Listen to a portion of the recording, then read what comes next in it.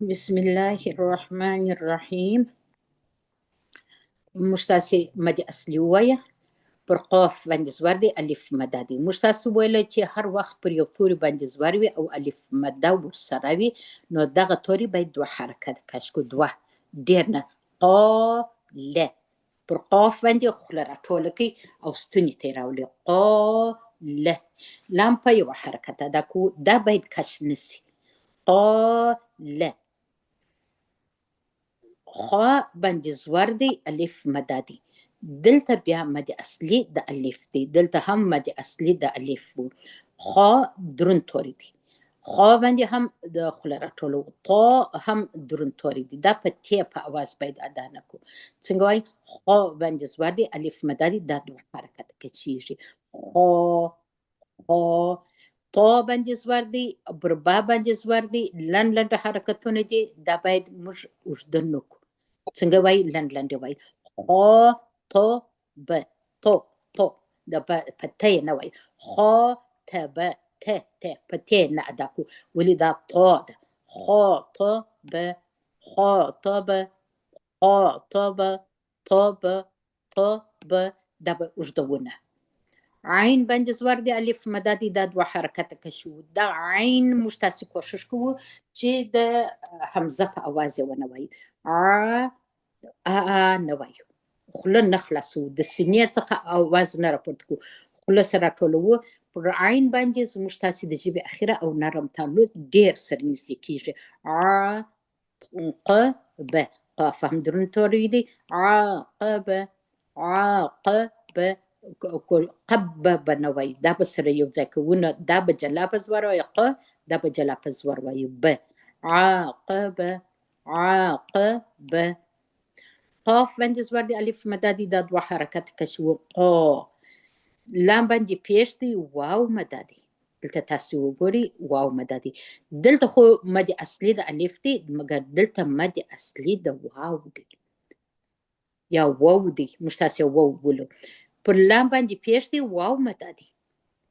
دغه الف دا په نوشته راځي، ډېر به په قرآن کریم کې تاسې وینئ، مګر په ویلو نه ویل کېږي. دا به انشاءالله تعالی چې موږ هغه وخت ته ولاړ شو، بیا زه تاسې ته تشریح کوم چې هر توری چې په جمع راسي، دغه الف یې مخته راځي، هغه ویل کېږي نه، مګر په نوشته راځي. قالو قالو. که ستاسې پام و، دلته مو ق به ووایه، د کشېدو ځای نه و، مګر دلته یوازې مد اصلي د الف و. دلته مد اصلي د الف دی او دلته مد اصلي د واو دی. قالو قالو. سین باندې زور دی، الف مده دی، مد اصلي د الف دی. ها باندې پیش دی، واو مده دی، مد اصلي د واو دی. نون په یوه حرکت ویل کېږي. سا هو نه سا هو نه. دا نون باید کش نسی. قاف باندې پیش دی، واو مده دی، مد اصلي د واو دی. لام باندې پیش دی، واو مده دی، مد اصلي د واو دی. قولو. لام به نه درنو. قولو. دغه الف په نوشته راځي، په ویلو نه ویل کېږي. میم باندې پیش دی، صاد باندې ورغندی دی. دلته انشاءالله تعالی چې ما تاسو ویل چې د ورغندي توري مو شروع کړو، مختلف صفات پکې دي، نو دلته د دغه صاد د اواز سره هوا جاري وي. مس مس. صاد دروند دی، د مس نه وایي، د سین په رقم نه وایي. مس. لام دغه لام دی، زیر لري، دا به په یوه زیر وایي. لی. مس لی مس لی.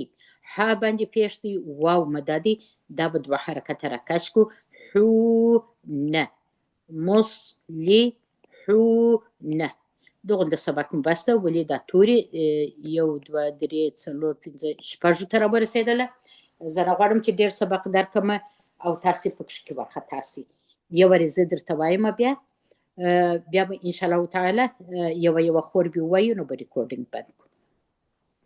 قاله خاطب خاطب طب خاطب عاقب عاقب قالوا ساهون قولوا مصلحون كدريجو دا سوايو نون باندي پزور نه ادا کو که مشتاسی دلته دریجو دا سوايو مصلحون دا کستاسو ته پام دی ډیر اوږد مد جوړ سو هغه مد اوس نه تشریح کوو او که موږ تاسې روان وایو بیا داسې مصلحون ها دوه حرکت که شو مد اصلي د واو جوړو مصلحون مصلحون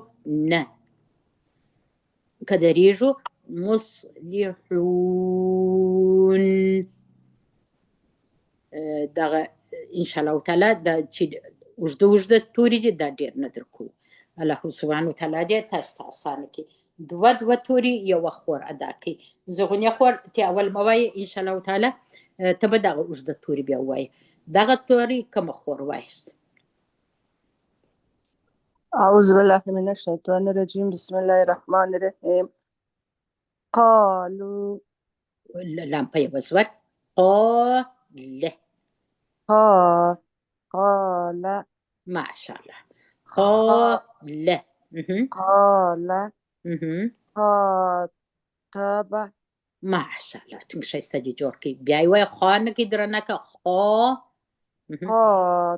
خاطب طاب ما شاء الله الحمد لله الله سبحانه وتعالى دې درته قبول مقبول وګرځي بل خور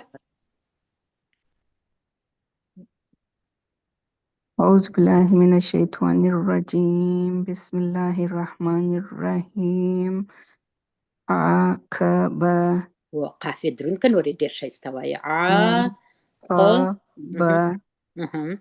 قالوا ودا په کوچني کافه کاف دا قاف دي قالوا نو ما شاء الله بیا وایي پسې بیا وایي ساهون ودا به سم کشکې ساهون ساهون ودا را کشکې هون اوس ټوله توري ادا که ساهون ما شاء الله تبارك الله دغه دوه توري به زرغونه جان خور وایي